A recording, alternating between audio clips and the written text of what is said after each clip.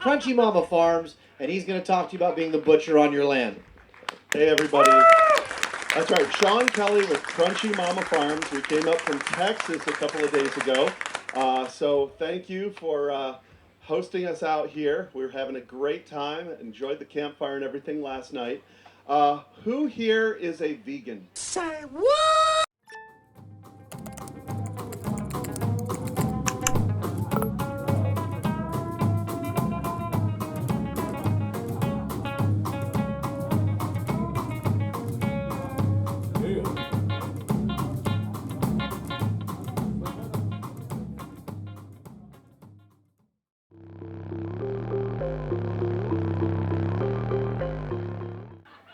Okay, because if you were, I'll convert you. You did try it? Okay, welcome back. All right, so my wife Amy and kiddos, they're right over here. We actually used to own a software company working in the event photography industry for going on about 15 years. We still do events with it. Then 2020 came along, and we had to do a hard pivot. There weren't many corporate events going on. There weren't many, basically all of our clientele went out of business with all the lockdowns. We had some family land that I used for hunting, and I had been butchering my own pigs and deer and teaching other people how to do that for a few years. And we saw that there were backlogs in the processing system 10 to 12 months out, right at the outset of COVID, and that persisted for over a year. And then I was watching the news, I was watching stuff online, and what I was seeing was, because of the backlogs and the channel problems within the food system, people were dumping milk in ditches, they were slaughtering hogs by the hundreds, they were wasting food, and that made me really mad, because there's always people around this world going hungry, and it doesn't have to be that way. And I thought back to my grandfather's generation, and if they would have seen that happening, they would have taken some money, gone to the farmer's door, knocked on the door and said, hey, we've got cash, you've got pigs, what kind of deal can we do? And they would have processed those pigs. So we decided, hey, we need to do something a little bit better, build our own buck pole. I grew up in Michigan. When we would go to deer camp, if you harvested a deer, it would go on a big pole, get hung, usually outside of the local bar in town. Everybody would drive their snowmobiles up, and they'd be checking out all the bucks, and then we'd process them. I just figured, hey, we've got beef. How can we do this to feed our family and to feed our friends and community? So we began construction on our own butcher shop in Texas, and then I went to work at a small USDA inspected facility where I worked on the kill floor and worked at the boning table, and we'd process about 14 beef a day, around 6 to 7 hogs a day, and typically a couple of sheep and goats as well. I missed the day that the ostrich came in, but someday, can always hope. So you can check us out at crunchymamafarms.com. And one of the things that I have a lot of customers call me about, a lot of students, because we teach the butchery classes, they'll ask me, hey, what certification do I need? Can you certify me? And I go, well, are you looking to open up a USDA plant? Oh, no, I just want to feed my family. We've been raising these pigs or beef, and I want to learn how to do it myself in case there's ever backlogs at the processors again. And I'll tell them, you don't need any license. It's your right. You can do this. You can feed your family. And they asked me to show them, show me where that's written. So basically, you have the right to life, liberty, and the pursuit of happiness. Without food, you can't be alive, okay? So you've got to be able to feed your family. And back when the country was founded, nearly everybody was a homesteader, or they were out on the frontier. They were harvesting their own food, feeding their families, feeding their community. You still have that right. It's given to you by your Creator, your right to life, okay? Different organizations run by the government might try to convince you otherwise, but the Constitution still is the law of the land. Getting into this, let's see. Amy's moved some things around on my thing here. But right there, Declaration of Independence. You're endowed by your Creator with certain unalienable rights, and among these are life, liberty, and the pursuit of happiness. As far as the federal government's concerned, with their legal codes, is the personal exemption as part of the meat laws. USDA personal exemption 9 CFR 303.1A1. It's the personal use exemption. And if you can't see this from out there, I've got some cards here. You can always email me, and I can send you this presentation so you can check it out at home. But basically, here it is written in the law that you can process your own animals for personal use. Taking it further, I'm from Texas, but I did a little research on the Kansas law, and Kansas basically has the same thing. Exemptions from inspection requirements from the state perspective. You still can do that if you're raising and slaughtering the animals for personal use, for your household, yourself, former members of such household, and your non-paying guests and employees. Okay? So you still have that right to do that here in Kansas. Another thing is Kansas and a lot of other states are pushing different agritourism initiatives. In Texas, if you're hosting an event on your farm and you want others to come, whether they're paying or non-paying, to participate in that educational experience, we can post a sign that warns them that this is agritourism, and if you die or get injured, we're not liable. Now, Kansas is a little bit different. In Texas, we just have to post the sign, and that liability is basically waived. In Kansas, it's actually a registration scheme. So take that what you will, talk to any advisors you have. I don't like what they've got going on with that part in Kansas because it only protects the registered agritourism entities, and you have to keep records, who's attending, yada, yada, yada. So I don't know what your feelings are on that. I would be hesitant to do that because I don't like getting on registration lists. But they do have the language for the sign. We've posted that here in the deck, as well as that portion of the law, so you can check that out. All right, so how many of you have ever processed your own animals before? How many of you are just getting started in farming and haven't but want to? All right, I see a few hands up. How many of you want to process beef? I've got a few hands. I'm digging this. I'm digging it. All right.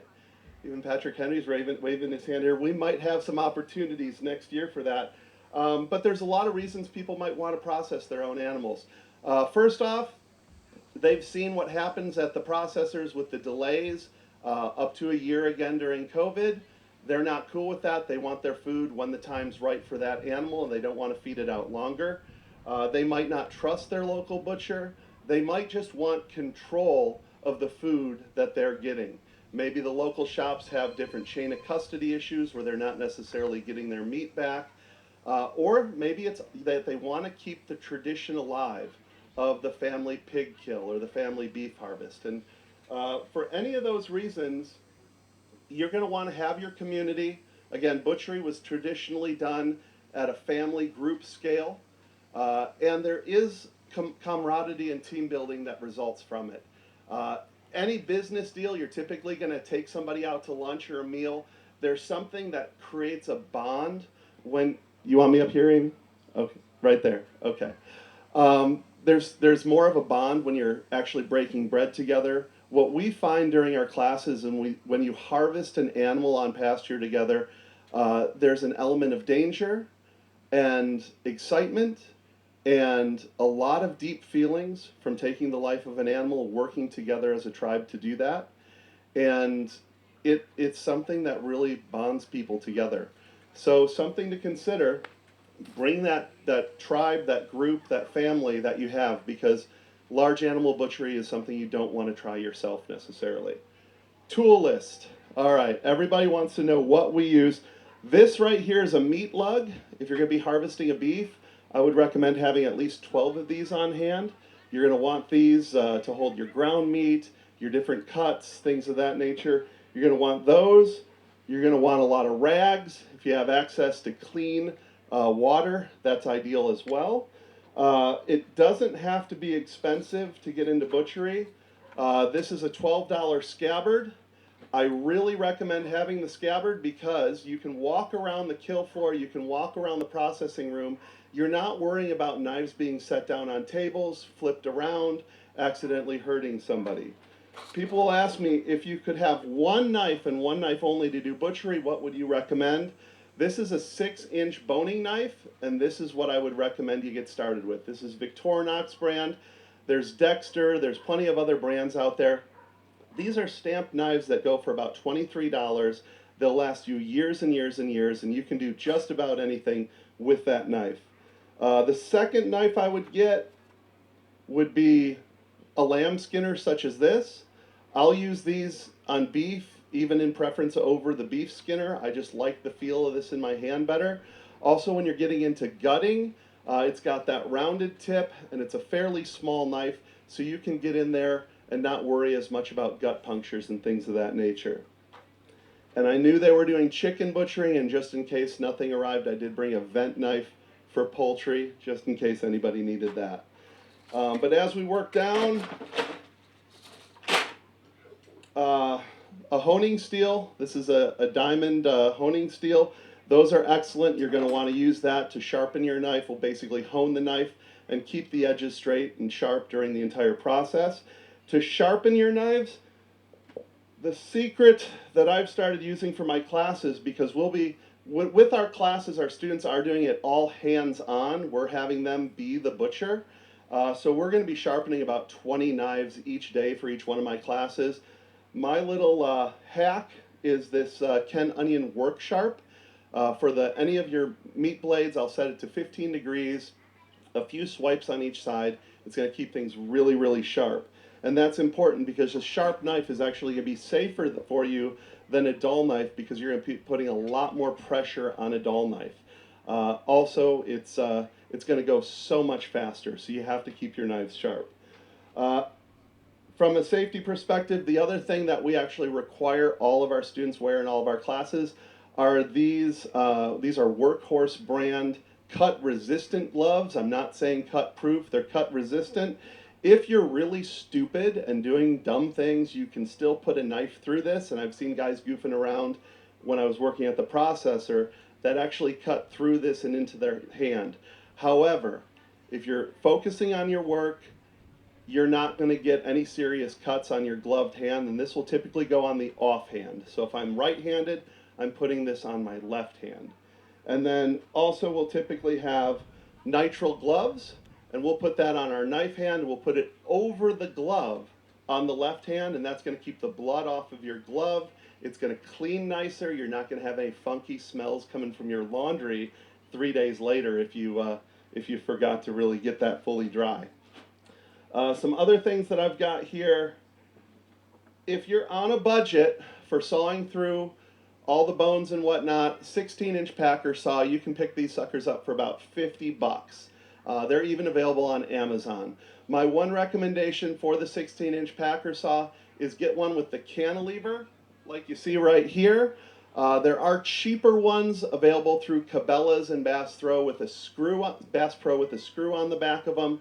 Those don't keep your blade as tight as you'll need them to be if you're doing a full beef or other large animal. It's fine for like one deer a year or something like that, but if you're getting regularly processing animals, you're going to want a minimum of the cantilevered version of a bone saw. To take it a step further, Sawzall. I love my Sawzall dedicated to just meat processing. I'm not going to go cut steel or wood or anything else with this. From Amazon, you can get these stainless steel bone blades. They'll go right through to do your split for an entire beef. You can split a beef in about 3 to 4 minutes with one of these. 150 bucks or so from the local Home Depot or whatever hardware store you've got. Just dedicate it to meat.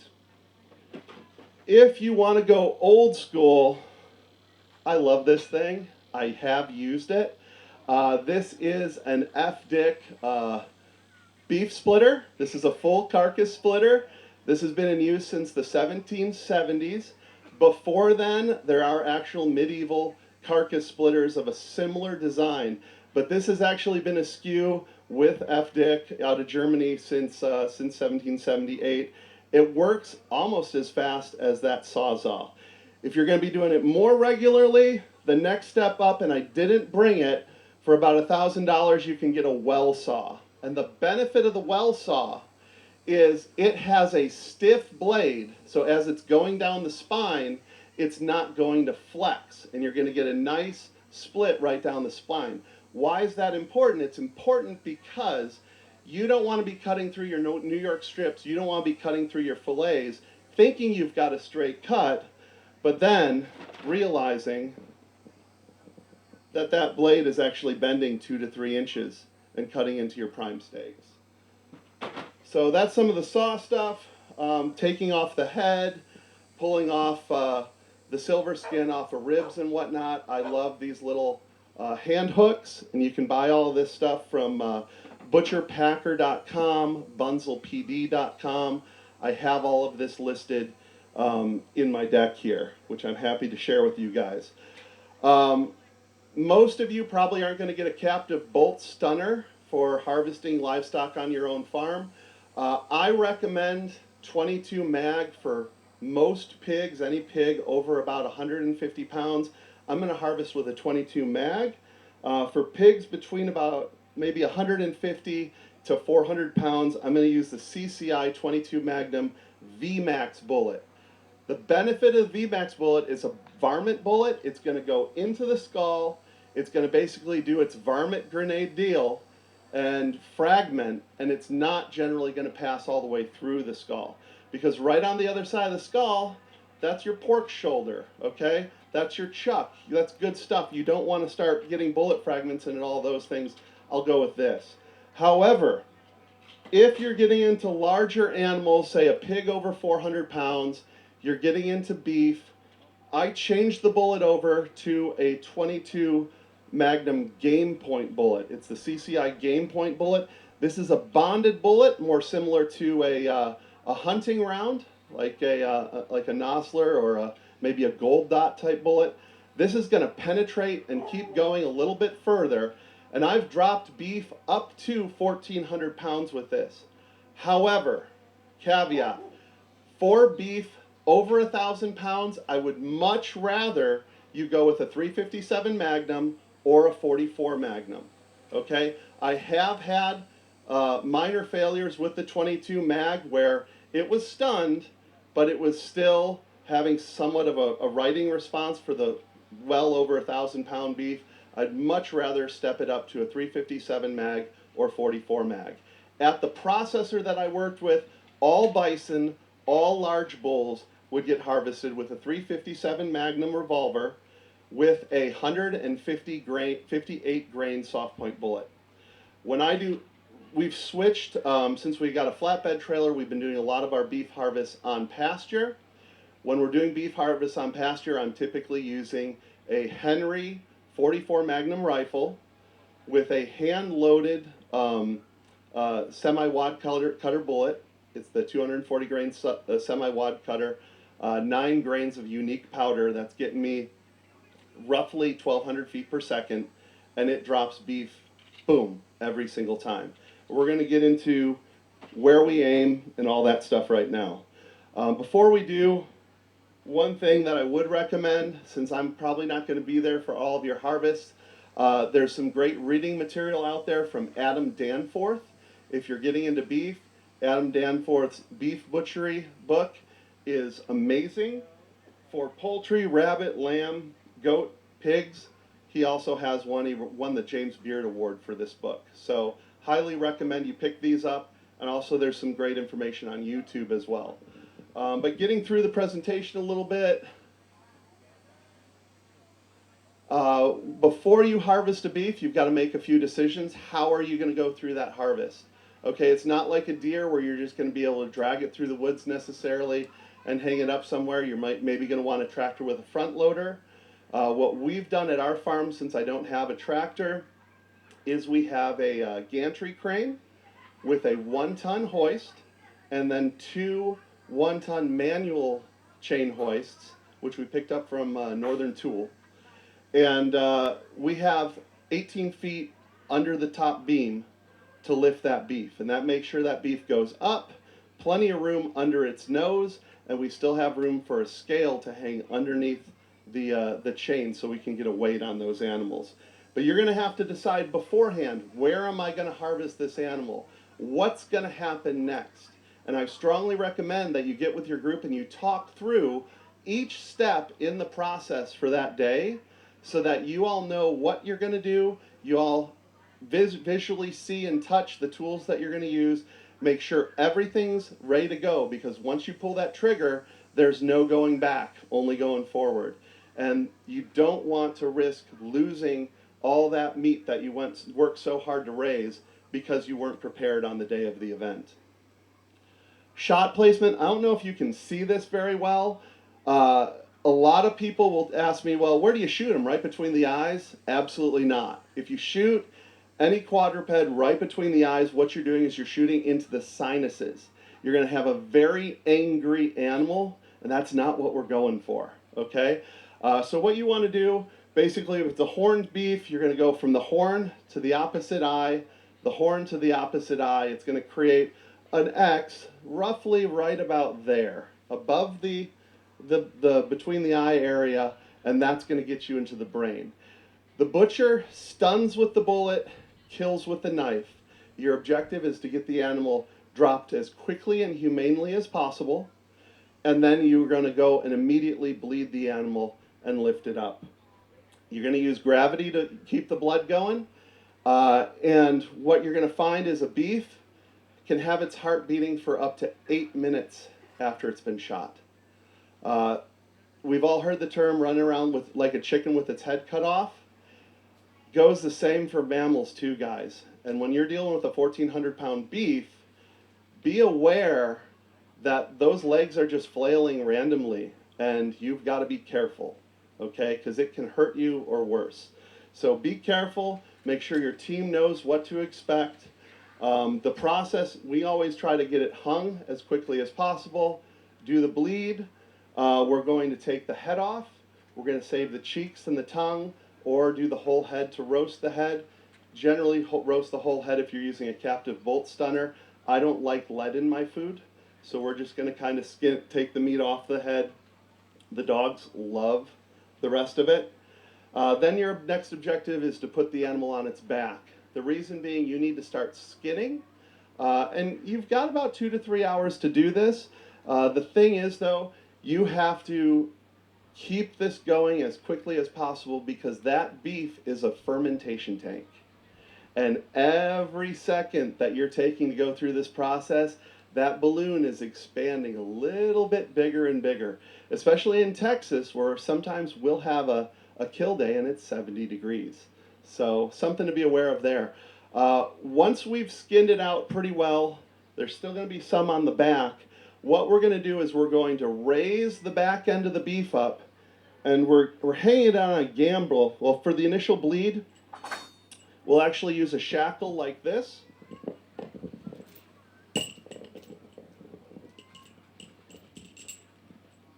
We'll capture its hoof like that, in the rear hoof, and lift it up to do the bleed. And then anybody that's been hunting before has probably seen a gambrel like this. I don't generally like these gambrels for anything, maybe a deer or a small sheep. What I generally prefer for large hogs, but especially beef, you can go to meathookus.com and get these. With this type of gambrel, what you've got is a hook on each side, okay? Has anybody ever harvested a deer, and when they're taking the deer off the gambrel, maybe the rear quarters off the gambrel, it wants to tip? With that other type of gambrel, your meat's going to end up on the floor. Beef, processed beef right now, it's going for about $5,000 an animal. You don't want that ending up on the floor. When you start removing beef, this type of gambrel is going to go like this. Now this is my large hog gambrel. My beef one is the exact same design. It's just a lot bigger. It's about 36 inches across. But we're going to raise it up after we've got most of the skin off. We're going to cut right down the middle, try not to cut into the guts. Again, it is a fermentation tank, so your time is limited to get this done. You're going to cut the meat in the pelvis, and then you're going to go around the back end. You've lifted the back end up because which way does poop go? Uphill or downhill? Poop goes downhill, so you want that back end lifted up, so any poop that's on its way to exit actually flows downward into the animal towards the stomach and away from that exit. We're going to take a large broiler bag, put it around the bung, and zip tie that off nice and tight. That's going to make sure as we're pulling the guts out, you're not having anything spilling out the back end of the beef. Trust me, that's a bad way to go because you can't just spray it off. You've got to start trimming anything. So just something to know there. Let's see, gutting, slow and smooth wins the race. You're going to cut all the connective tissue around that bung, working your hand into the animal. My wife Amy has plenty of pictures about this, and one of the things I'll do in my class to show the student that they've actually got all that connective tissue severed is I'll reach up from the inside of the animal, come out where the bung was, and shake their hand. But you want that space. You want to know it's fully severed because your next step is you're raising that animal up. Rear legs are going up into the air, and they're going to go up about 12 to 13 feet. You're not going to be able to reach that again right away. And you want to make sure that that's all severed and good to go to then get the guts out. Is everybody okay seeing guts coming out of a beef? If anybody's opposed to it, close your eyes for the next 3 minutes. I don't know if you can see it very well. You might want to run up here. Come on, guys, don't be all prim and proper. You can come see this real quick. If I fully loosen this, like we did at the processor, the students wouldn't get to see that entire process. So what I've done here is we've raised it up. You're going to pull the bung downward into the abdomen. And then all you're doing is you're rolling everything forward, and you're using that skinning knife to go down on the inside of the spine, in front of your kidneys, down, and you're going to roll it all out. Now here's the deal. This video is from a class in January in Texas where it was 70 degrees. And in a class, it's about an hour and a half to 2 hour process to get to this point. So that fermentation tank, remember we sealed the back end with that chicken bag. We've got a balloon ready to blow. But while I'm doing this, I'm showing them the caul fat. We're going to take that bung and we're going to tuck it into that caul fat because if there's any spillage, it's going to be caught by that protective layer of caul fat. So it's coming out. There's a little pressure built up. I knew that there was.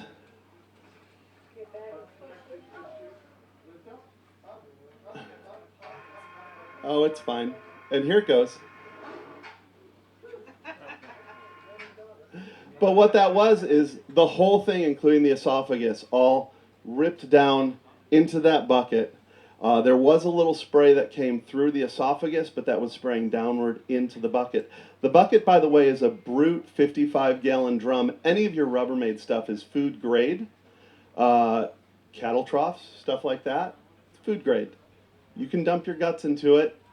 What we'll typically do is we'll harvest the liver, kidneys if the students want it, definitely the heart. The heart is one of my favorites. We'll harvest all those things. The rest of this is going to go to the compost pile. It's going to go feed the chickens. It's going to go feed the soil. It's not going to be thrown into a dumpster or anything like that.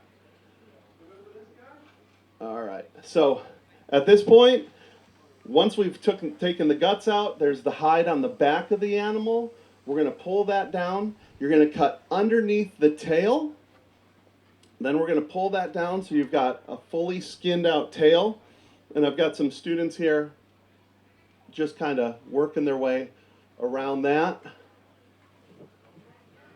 So you can just kind of see them. And these are first-time students. They have never butchered anything before. This is what you can expect in the classes where they're going to get hands-on work with basically every part of the process. Do you keep the My dogs do. And even if I bury them 5 feet down, I've got Great Pyrenees. They'll dig them up, and I found a new hide this week from March that's been buried. They'll just dig them up, and I'll drive up, they'll be laying on it. So once you've gotten to that point, you've got the hide off, you've got the guts out. What we need to do now is we need to first trim anything that's kind of nasty. You don't want to spray, you want to trim. Okay, get rid of everything. If you spray, what you're doing is you're watering down the bacteria and then flushing that all over your meat. And on a beef, I like hamburger. I don't want bacteria in that hamburger. So I'm going to trim it off. Then what I'm going to do is, you can see here, I've got a stabilizer on each side. The last rib stays on the rear quarter. Then I'll count 2 ribs down from that, and I'll put a little cut through, and I'll get one of my stainless steel hooks, like this guy here. And that's where we have our manual 1-ton chain hoists on each side of the animal. They're going to act kind of as stabilizers or outriggers, and they're going to hold that beef level. At that point, we're going down and we're splitting it right down the spine, so we've cut it into sides. Now your beef is in 2 pieces. Then we're going to cut in front of that last rib, and with that captured outrigger, that captured manual chain hoist, we're going to lower each front quarter one at a time, each into its own 55-gallon drum. And then we're going to take that into our walk-in cooler, and we're going to put that on the rail. Most people don't have walk-in coolers. Do you have cold nights in Kansas? When are those cold nights? November to March. So when I get one of you calling me up saying, Shawn, I really want to butcher a beef in July in Kansas, do we want to do that? Not if you don't have a walk-in and there's a lot of flies, so we probably don't want to do it then. You want to treat this as a seasonal thing. And traditionally, harvest is going to be done November through March. It might vary as you get further north, but you want to do it during the colder months. But you've got that quartered carcass. Before you actually break it into quarters, you are going to spray it down with water after you've trimmed everything. And then our USDA inspector approved sanitation method is a 50-50 mixture of white vinegar and water.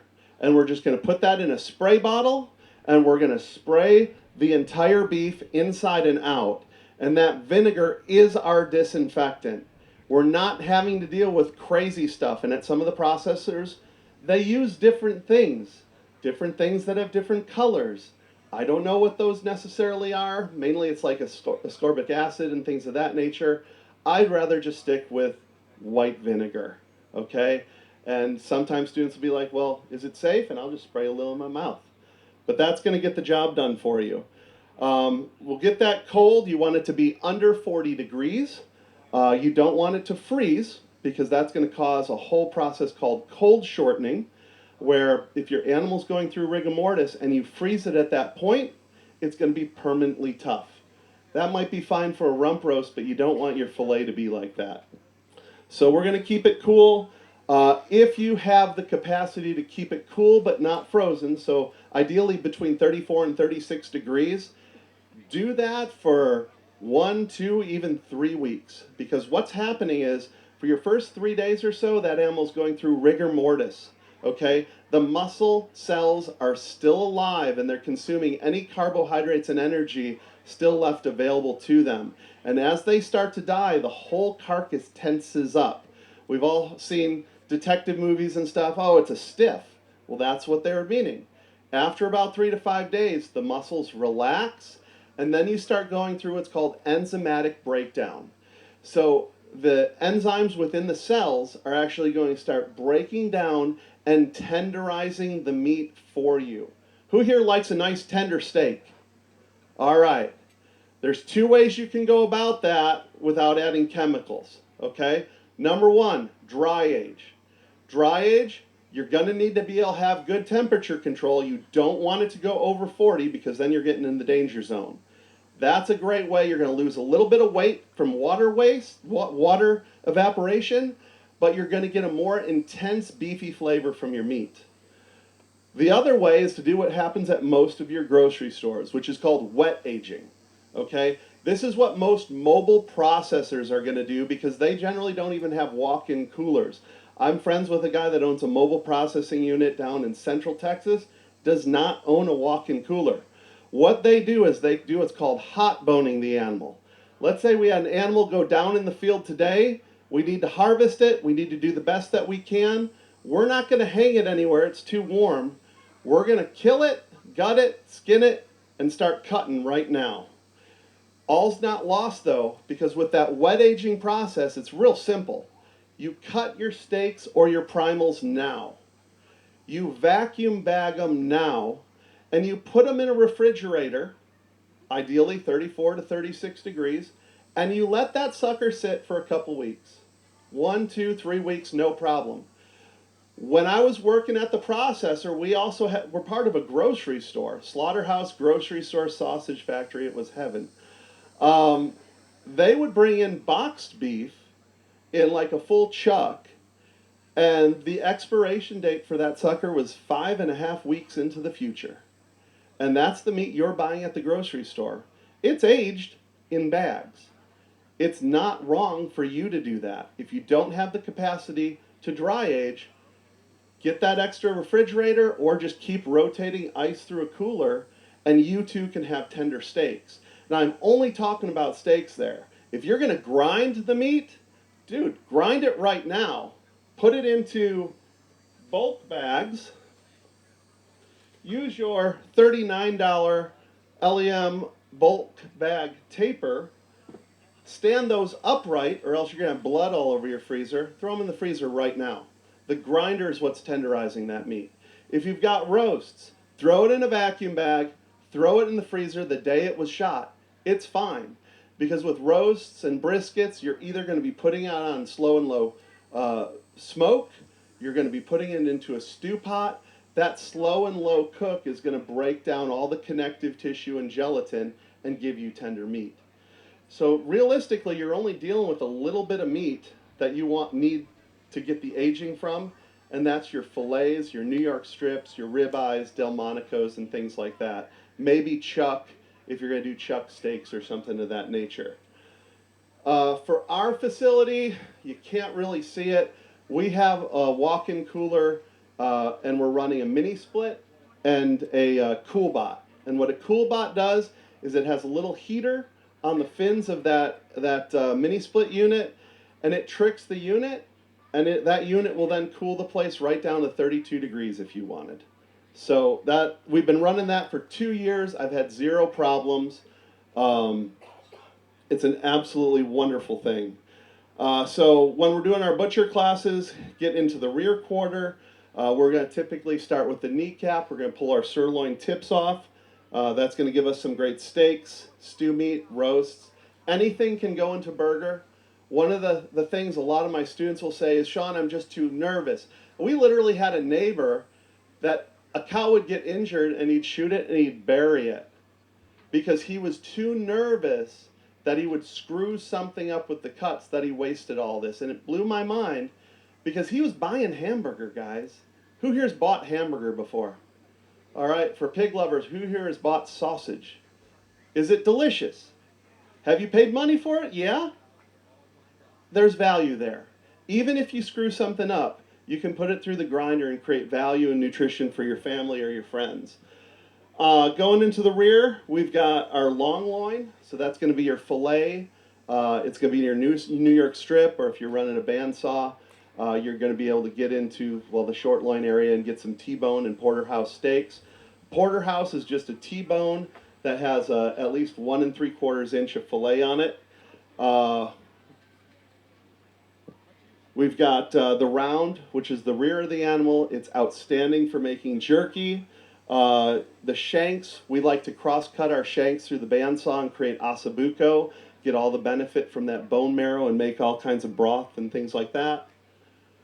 Front quarter, this is generally what we do for our students. We'll have a final exam be on the front quarter after they've seen me break 1 or 2 of them down.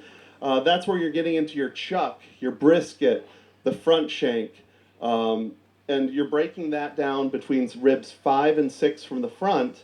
And then the last section that we're going to get to, that's your rib section, which is your ribs, some of your skirt steaks, and also getting into ribeye and things like that. For grinding with a beef, the minimum I would recommend is a half-horse grinder. That's the minimum. That's not what I truly would want you to do. If you're running a half-horse grinder, it's going to take you all day long. I have had students that say, hey, I've got a KitchenAid with a grinder attachment. That's great if you're going to grind 5 to 10 pounds of meat. It's a good thing. I've run it before. I put one deer through one and vowed never again. But if you're doing 5 to 10 pounds of burger or sausage, that's fine. A whole beef, my recommendation is get at least a 1.5 horsepower grinder. I love the Lem Big Bite.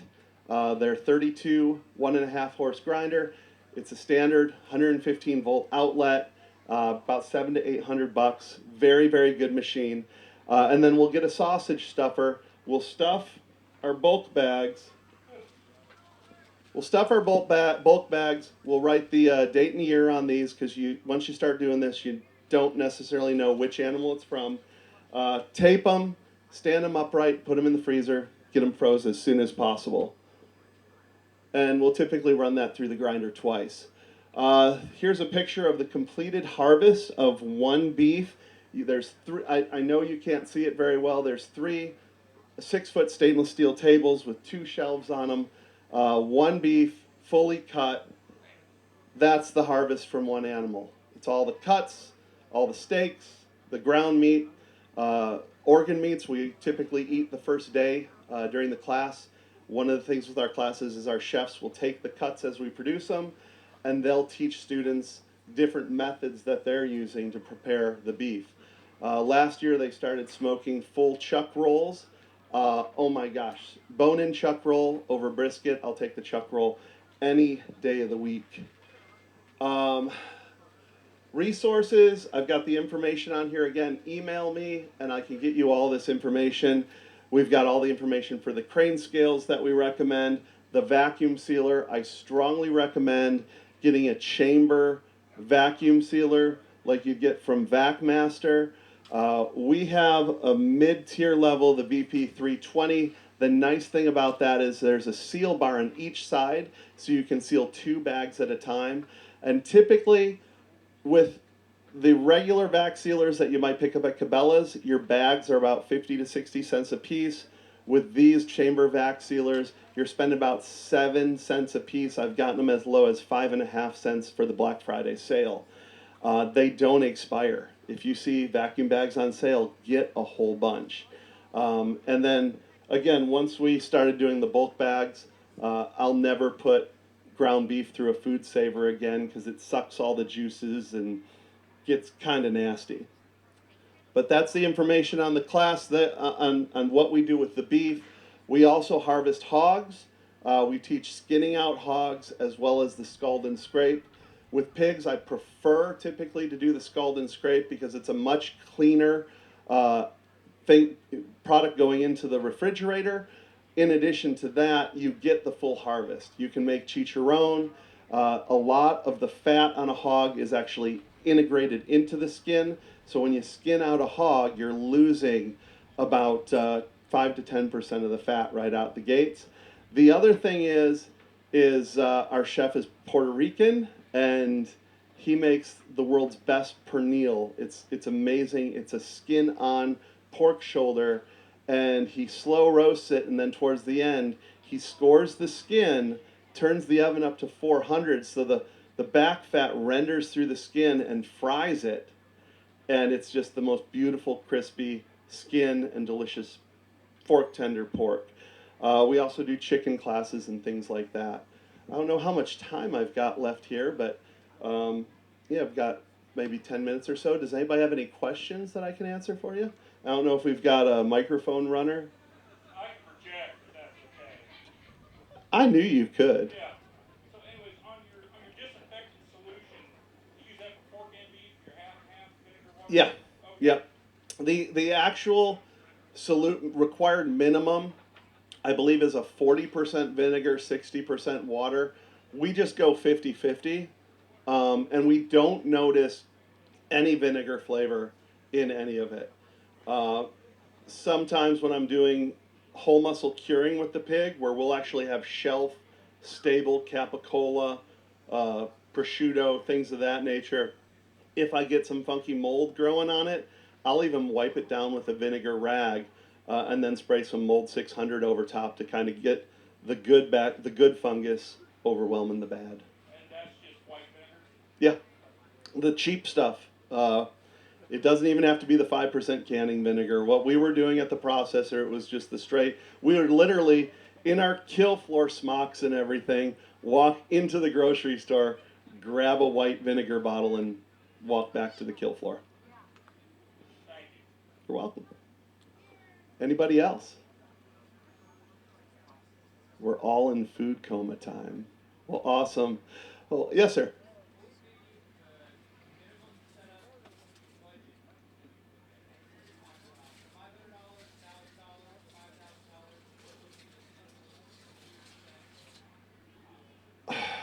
Minimum, dead minimum.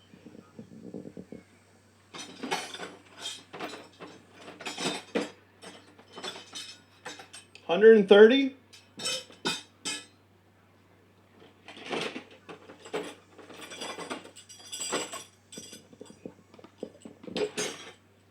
Maybe 30. So what, we're at 160.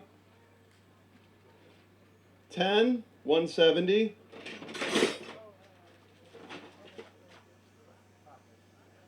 50. So what, 230? We'll call that 60, so 290. Are you going to use bullets, or are you just going to chase around the field with a knife? It's another $10 for bullets or whatever you're going to use. So yeah, roughly $300, and you could get going for beef. Now, there's certain things like the Sawzall that are going to drastically improve your performance, reduce your time. I strongly recommend the Sawzall. That's another 150 or so. You're going to have to think, how are you going to lift it, or are you going to lift it at all? Okay? You can buy block and tackle setups for elk hunters and moose hunters. $30, $40.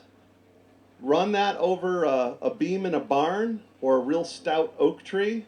You're going to want at least 16 feet under that branch if you can afford it. And you can do that. I've seen Farmstead Meatsmith do that in Justin Rhodes's barn. He lifted a beef, it almost broke the beam. If you have a do you have a tractor with a front loader? Oh, you're there.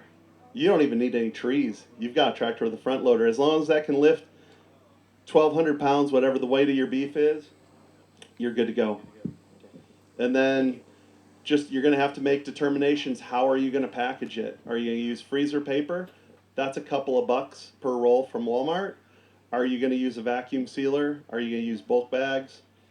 The rest is up to you. Another thing with beef, salt is your friend. You can even whole muscle cure beef, and that's going to pull the salt's going to pull the water out, salt and thyme, and you can start making bresaola, a little bit of vinegar and some spices. You can make biltong. You can make jerky. There's ways to preserve it so your meat is shelf stable. One of the things I do talk about, if you're going to be packaging it, I would use some kind of curing agent, like a cure number 1.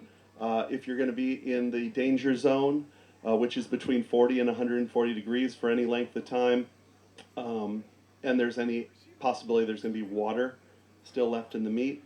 But once your meat has lost 30% of its water weight, it's shelf stable, and like with pork, like a prosciutto, we'll slice that and eat it raw. It's never been frozen. It's never been cooked.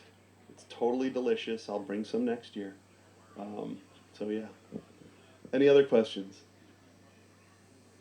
Sweet. Well, thanks for coming by and hanging out, y'all. Oh.